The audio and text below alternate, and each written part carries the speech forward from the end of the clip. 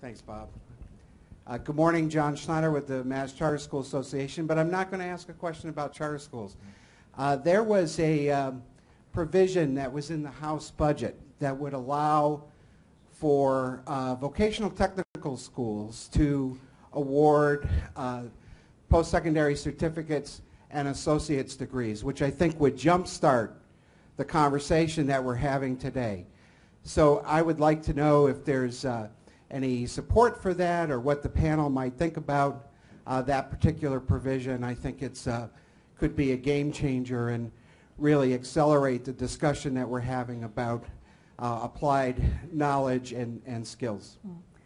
Before I let the panelists ask, I'll tell you that I was at Blackstone Valley Technical School, and I saw the sign Quinsigamond Community College on one of the doors. And I asked the person I was with, why is that there? And they said, well, they found that our dental tech program was having better results. Dentists were hiring more of our graduates than theirs. So they just came over here, and when school is out, they come in the evening and train dental techs here. So I think, from my perspective, to some degree, this is really expanding and institutionalizing something that's already been happening. But now I'll give the panelists a chance to respond.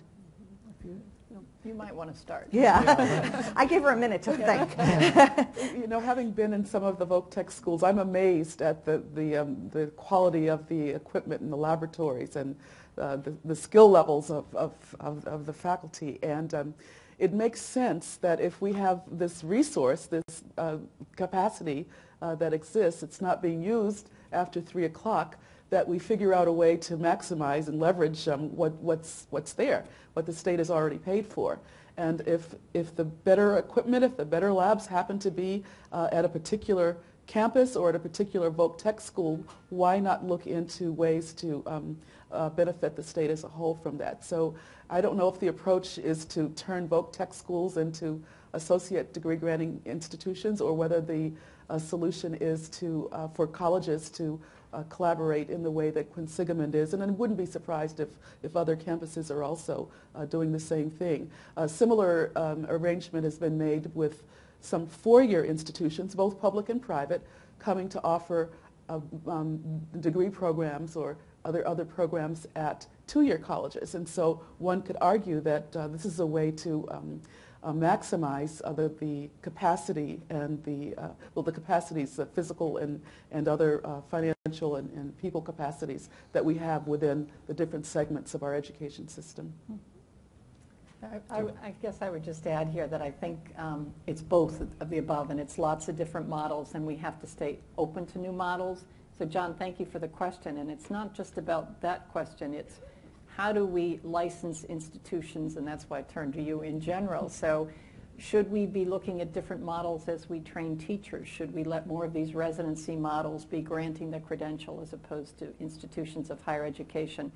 That's your world to deal with, but this is a state that has really high standards, and I'm not afraid of us getting a little more creative on the licensing side, because I know there'll be enough watchdogs to make sure it's high quality licensing.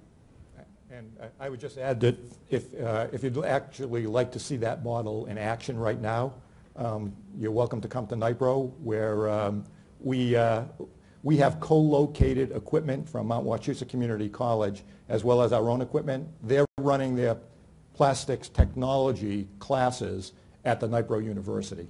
Okay? And with our equipment and equipment that they literally co-located, because when Mohammed doesn't go to the mountain's got to come to Mohammed, and so quite frankly they said we don't generate a critical mass to be able to utilize this, yet they're coming to the NIPRO University for that kind of training. Why don't we just co-locate our equipment in your training facility, and then the people that we need to send will send there. So we actually have a working model of that co-location going on right now.